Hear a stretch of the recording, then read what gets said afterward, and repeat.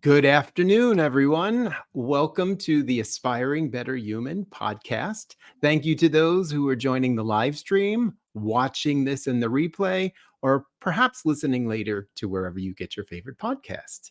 Today, I'm super excited to bring you my guest, as you can see. Say hello to the people, Chason. Hey, I hey, will let hey. Chason introduce himself. And what I'm going to do is bring up the topic on the screen. Today, our topic is breaking down employment barriers, and our guest is Chason Forehand. So the mic is yours. Introduce yourself to the folks here and tell them who you are and what you do, my good friend. Hey, well, I really appreciate the platform, and I appreciate you and everything that you do, man. But my name is Chason Forehand. I am the founder of HR for You Incorporated. We are a charitable 501c3 based in New York, and we are fighting for equitable living wage. And we do that by elevating voices like this guy over here. I'm pointing the wrong way. Because the more people that you can elevate their voice to show how there is a huge ROI in putting people first in Yep, business, absolutely. then that teaches leaders to do so Right. and increases that conversation and on and on and on. I told David Hanson yesterday when we spoke, it's a like the Jardians commercial of the 70s. You tell two friends and they tell two friends and so Exactly. on and so on. Exactly. Well, So Jason, I'm so glad to that's what have we're you doing. here. Ah, It's great to be here, man. I'm looking forward to this. Now, for those who are listening in and wanting to know a little bit more, you correct me if I'm wrong. We met well over a year ago. I Yep. did some solo stream live as I was experimenting with all of this. I did a solo. You reached out. You said you just loved me, loved what not loved me, but loved watching me I swim do. and do all the controls, right? And from there, we really formed a connection. And what you do is just so important. So I have some questions that I wanted to ask you.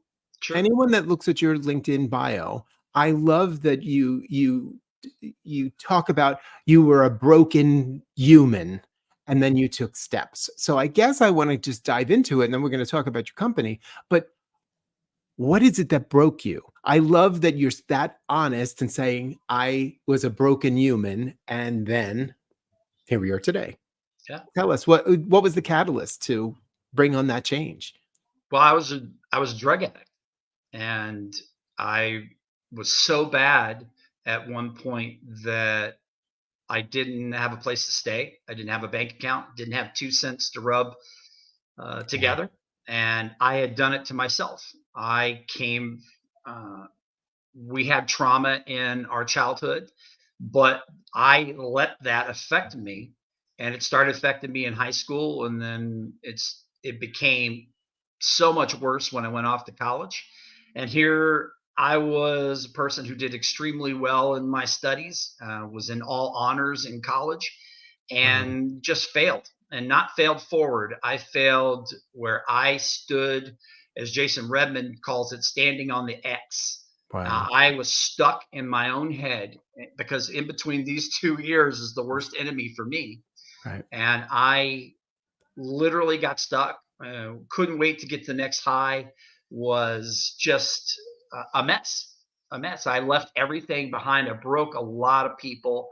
I broke myself, and I Wow. had to get to a place where I was willing to do the work to be okay with the person that was staring back at me. And until I did that, Wow. I wasn't going to get out of that situation. So when I say I'm a recovering broken human. Yes, that's it. That's You it. know, I it really is that I spent a lot of time, even after getting the addiction part taken care of and being clean for 32 years now. I had to get to a Congrats place on that, by the past way. that. Thank you. I had to get to a place where I was okay with the person staring back at me. And that took a lot longer than even Wow. getting through the addiction. The addiction portion did not take as long as I thought it was going to take because I was fed up with my life and what I was doing. But I loathed myself. And even though Wow. I was doing the work to repair all the other stuff, it, one addiction became other things that were still harmful. I got to a place where I'm 5'8". I got to a place where I was 400 pounds. Wow. And I knew better, being a chef, being somebody that knew nutrition, took all these classes and played all these sports. I knew better. And it's this process because it's taking care of the addiction, but you're not taking care of root things that are causing you to be stuck. And it really was that. It's that. Um, your story is just so inspiring, and we hear so many stories where people have struggled, feel alone, dealing with so much. Was there that person, that moment, that community that you realized, okay, I'm going to change? Because what you do today, you're taking all that you've been, all that you are, and everything you went through, you're using your presence, your platform to help others, which I just think is incredible. So, what was it that took you out of that? Because unfortunately, you know this, so many people don't have the resources. They don't have the support system. What was yours like? Well, I will say this. I come from a large Irish family, and my brother Robert probably was the one person that no matter what I did, and he's younger, he's almost 2 years younger than me, but he has always been a stable entity. He's the guy that went through the same trauma as I did in Wow. childhood, but he dealt with it and he moved forward. And so he was really a catalyst in helping me come back to my family, make amends with the people. We talk about the 12 steps and Yep. what you have to do. Well, you've got to make amends with yourself, but you Yep. also have to make amends with other people. And not everybody wanted to hear back from me. Not everybody wanted to make amends. And you have to be okay with that because you've done things to hurt people. It's part of that journey, right? It That's is. part of the It is. journey. And that's tough. It's tough. And again, if you're very heady like I am, where you're the hardest critic on yourself, I always have been. I hold myself to very high standards and I fail a lot. So I have to be okay with that and learn from those lessons. But I was at a place where I was at ground zero. And when there were no friends, because I didn't really know what friends were, I had Right. no friends, only my family, and specifically my brother Robert was the one that was like, it's okay. He had my old car, he had my old Firebird, he had a cool apartment, he made space for me on his couch, and I started repairing my life. That's And incredible. I that it that it takes one person. Mhm. If I can get out one message, it takes one human being to say, you know what, Right, I'm going to help someone else. I right. don't. It's not about accolades. It's not about notoriety. It's not about thanking. I'm going to do this out of the goodness of my heart, and I'm going to do this because I care about other people and I want to share kindness. What you talk about on a daily basis, Right. that's that's truly what heals other people and heals this world that we live in. So, Jason, your story, obviously, we are the sum of our stories, and some of us are fortunate and blessed to come out of different circumstances and darkness and understand. I see you as someone who understands the obligation to pay it forward, right? You're totally that guy to me. So you're very much um, moving forward. You worked in the world of service and HR, and so you get people. You and I have been in the people business, right? That's Aspects. right. I've been in sales and operations and overall like public awareness, and you've been the support system in HR. But you then saw that as broken. And I love how you formed, and anyone who is watching this or watching the replay, you could look at Chasen's background and see the community he has built. I'm above his head. His hair is Yeah. blocking my face. Uh, uh, But it's a great background because you've you've you've connected with all of these folks who are purpose driven, like we are, that understand that we must use our presence, our talents, our gifts, and help others. So could you talk about that, knowing you needed to shift career, right? You're still in that realm. Talk a little bit about that for people who don't know you, right? What's Well, that it's been like? interesting. I fell into human resources just because I was the friendly guy that trained people and was better at hiring than the chef owner or other people in that industry. So, you know what? It, I use a mantra, and I love Michelle made a comment about some of this, even when you and David and her were talking. Keep the human in HR is my Right. mantra and logo in my HR company. And I only work with service-based people that are giving back to the community, whether a nonprofit or a benefit company of some kind, social good. Anywho, I fell into that, and really just had that grow, and be up to places where director of operations and onward, because I like people and I was good at it and they let me do it. Yeah. And where I am now and why we created HR for You is because even after the pandemic, I put so much time from 2020 on doing pro bono work for nonprofits and social good entities, over 900 hours, that I realized that even in the nonprofit world that they're broken, and that Yes. there's a lot of ego, and there's a lot of, Right. it's all about me and my name. I told David this Right. yesterday, and I say this all the time. I want HR for You to be known for what we're doing and what our impact is. I don't want it to be about Chason Forehand. And the day when the mic can drop is when people go, "Oh, HR for You. I love that they're doing blah, blah, blah." And it's not, I love what Chason's doing with Right. that.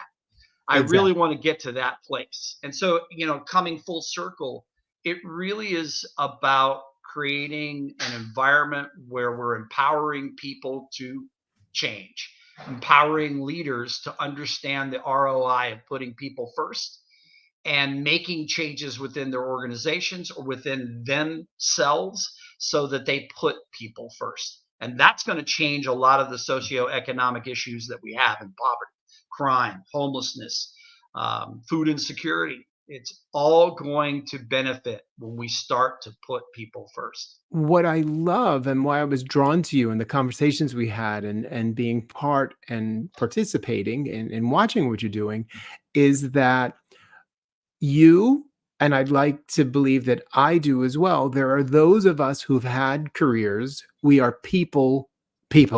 We love just figuring it out, connecting. And we come to projects and departments and organizations with heart and soul. And what you talked about seeing HR broken, and of course, I come from the nonprofit world myself, and Yeah. I continue to work with nonprofits. And there's the things that you and I value the most, right, are not they're not in the metrics of what is considered successful. And I Mm-hmm. mean that I get, and you know this from fundraising yourself and looking for money, raising funds, working with donors, Mm-hmm. dealing with trustees, all of that is so important because otherwise, how do you open your doors and what do you do? Yeah. And the people stuff often are secondary, not necessarily because there are bad people in nonprofits or corporations, but it's just the way that it's been. And so, your organization, the things that I'm trying to do, what others are trying to do, is say, hey, it's okay. You can be a leader, you can be successful, you can figure things out and Yeah. still have heart and soul and care about people. So how do we do that, right? Yeah. How do we do it all? How do you get the donors and the trustees and those who are sponsoring your exhibitions? You're doing all of that, but how do we not forget? And I think that's what you and I carry the torch on. How do we not forget? It's the people who are serving the public, making your building run, having all of that done, that are so vital, because they're just as important, right? Yeah. It's not a hierarchy of who's more important, right?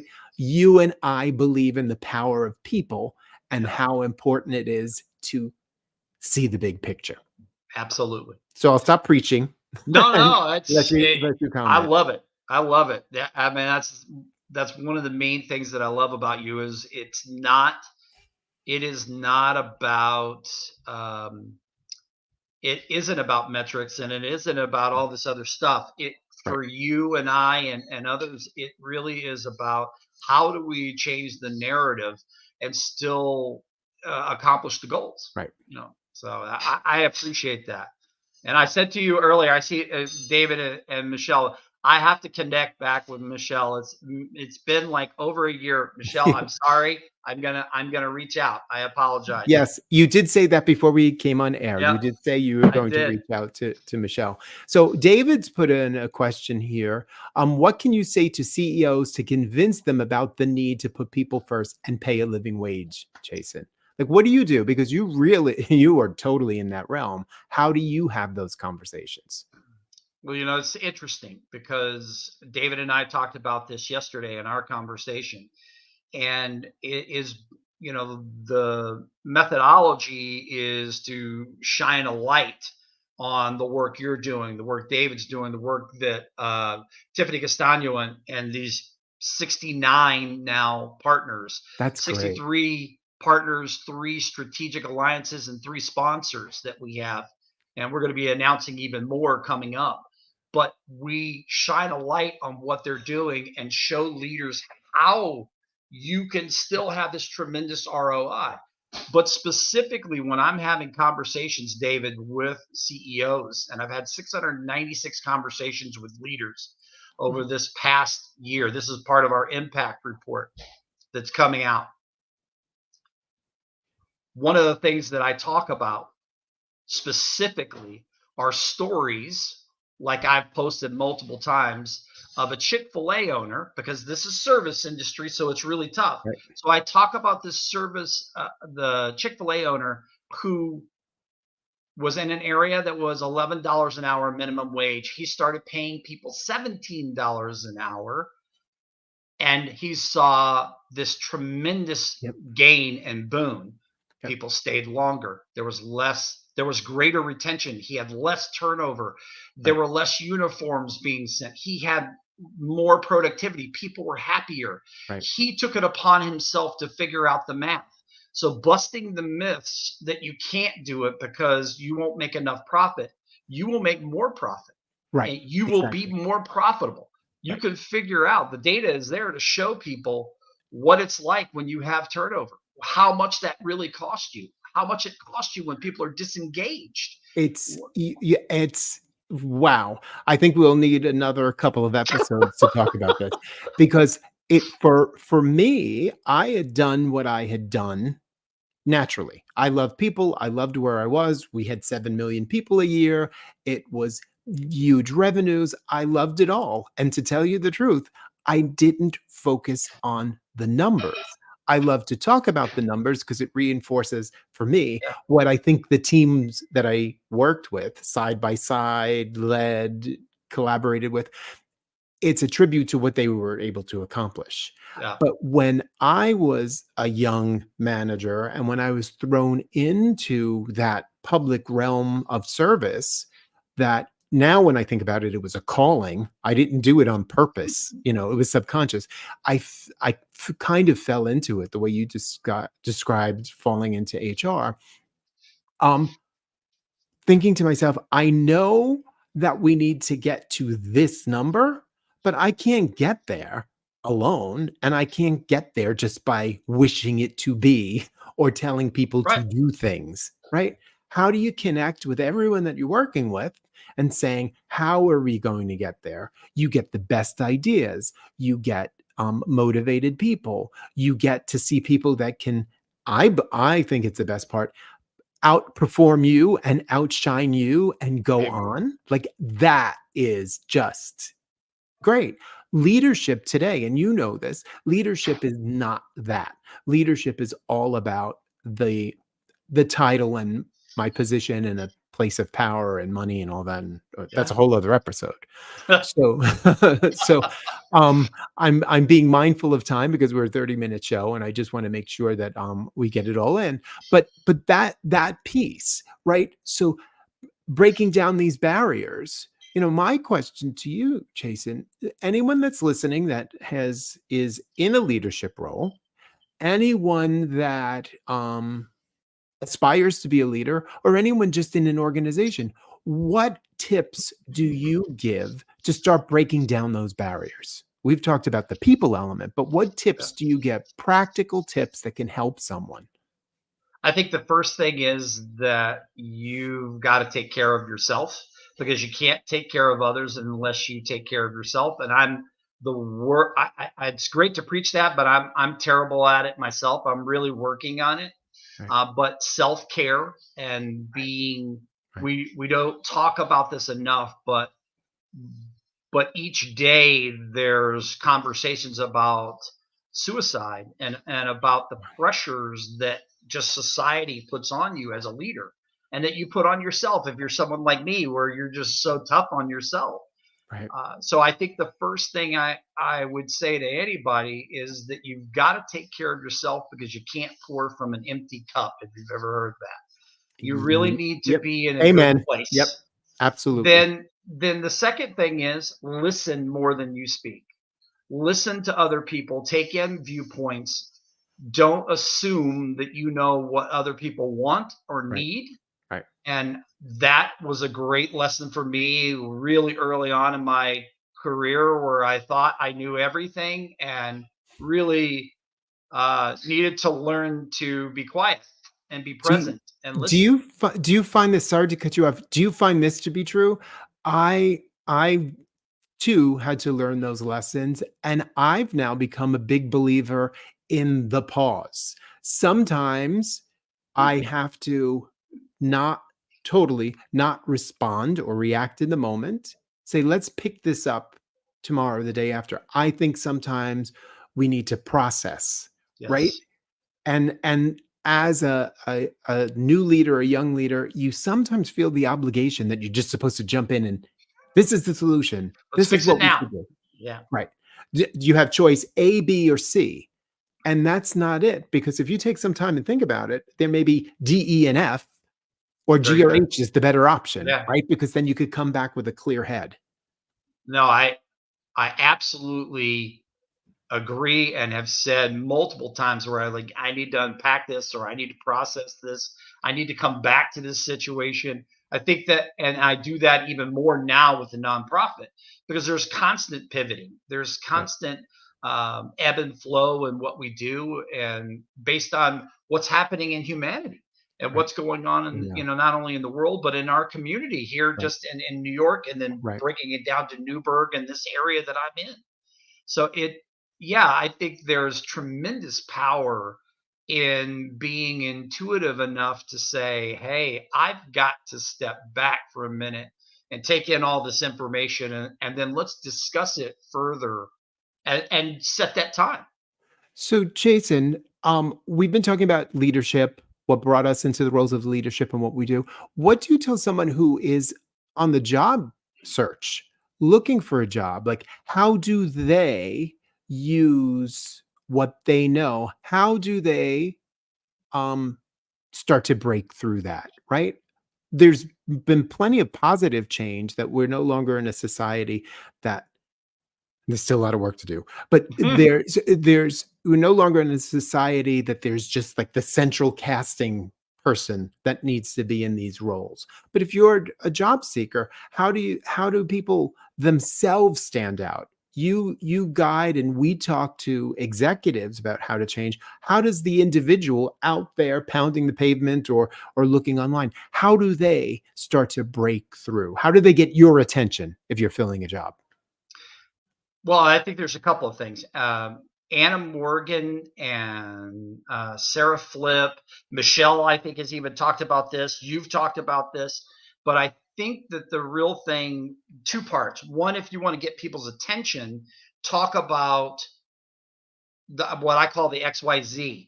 Here's what I've done. Here's the impact it had, and here's how it changed our organization within our group, how we did things. Right. And I think that's that XYZ of showing your value. Right. Because a lot of companies are looking for not just a list of what you've done, but how do you stand out? And then on the other side of it, if you're working for someone and you want to break down barriers, because I kind of took that question to be twofold. Hmm. If you're inside and you're in a toxic place or you're in a place that has barriers, don't be silent. Be someone who is courageous enough to stand up and Right. have conversations, not be aggressive to get yourself in trouble, but be don't sit back and allow it to happen, because then you're just Absolutely. condoning poor behavior. You've and people who know me and listened, the like many on this planet, it was the COVID shutdowns and rebooting society Yeah. afterwards that changed me, because it was a period in my career, in my life, where my sole responsibility was taking care of people, which was something that I sort of always did, Hmm. but that was the only job, right? They were no longer the metrics. It just matters. How are we going to do this? How are we going to be safe? How are we going to take care of people? How are we going to Yep. communicate to them? And then once you get to be in that stream, you can't not be in that stream anymore. And people would have probably always have looked at me in one particular light. Diplomatic, makes it happen, everything's fine. Something within me changed and I became a little bit noisier or more vocal in a professional way, obviously. But I was forever changed by understanding the power, if you will, given to me, that I have this power, this presence, that I can use my voice, my platform, my presence to help other people. And that's what I love about your organization. And I hope those that are have been listening will take something away from this, or they themselves be inspired by everything you've talked about, we've talked about. You can be the change, right? Absolutely. You can be the change that you seek. And you can start with you, and it can happen with a colleague, it can happen with a new job, you can inspire your boss, you can inspire your team. I just think that being quiet serves no one, Right. right? Right? Absolutely. Absolutely. And I have a friend from the West Coast, my friend Grace. We were the Will and Grace show, and maybe you've seen her, Jason. The noisier Will was hugely beneficial and successful, but Grace not as popular as I once was. That's awesome. So I'm looking at the time. We're at 12:28. One, we talked about. I always like to do things in threes. So we talked about your story about what broke you, what was broken in human resources. We talked about your journey. We shared our story in the journey. Now, in the final moments here, and I'm going to also put up on the screen your website so people can connect with you. The question I have for you: what do you want the listener? What do you want the listener to take away? Typo there. To take away from our conversation? Like, what's the thing? Other than going to your website and learning more about your organization, what's the thing you want them to know or remember or think about? You can be the change. You can absolutely, one person can make a huge difference in this world. You can be the change. It doesn't matter where you start or how you start. You I can be the love it. change that breaks down barriers. That's fantastic. I just remember being that complaining person. You work with colleagues, and this is years ago. Complain, complain, complain. How come they don't do anything? How come they aren't seeing it? How come they aren't responding? And then I had this moment, Jason, and I realized, hey, wait a minute. I am the they, right? And it switched everything around, right? Because I'm Yeah, part of you're it. part of they. You're part of Yes, they. exactly. And so if more people understood that, and we're human, we're going to complain and we're going to Yeah, gossip and all that kind of stuff that messy stuff humans do. But when you step back and you have this privilege to lead people and be part of something, just be part of the solution. I love that. absolutely. I absolutely love that. And I want to make sure that I say this out loud. And so for anyone that's listening and not watching, Chason, you can be found on LinkedIn, Chason Forehand, and your website is hr-4u.org. Am I saying that Yep, correctly? It's the dash. correctly. Yes, sir. That's great. And I invite everybody to really check that out and look at your work. And I just want to say congratulations on the 69 beautiful faces behind you there. And I'm so honored to be one of them. It's really, really great. I hope to join you on a future show. You yourself do Yes. shows, and you're out there spreading your light and your joy. And I thank you, my friend, and I hope Thank you so this was a much. beneficial conversation for those who are listening and just want to do better, right? Thank you, everyone, for tuning in. You can catch the replay or listen to us wherever you get your favorite podcast. Take care, everyone, and thank you, Jason. Thank you.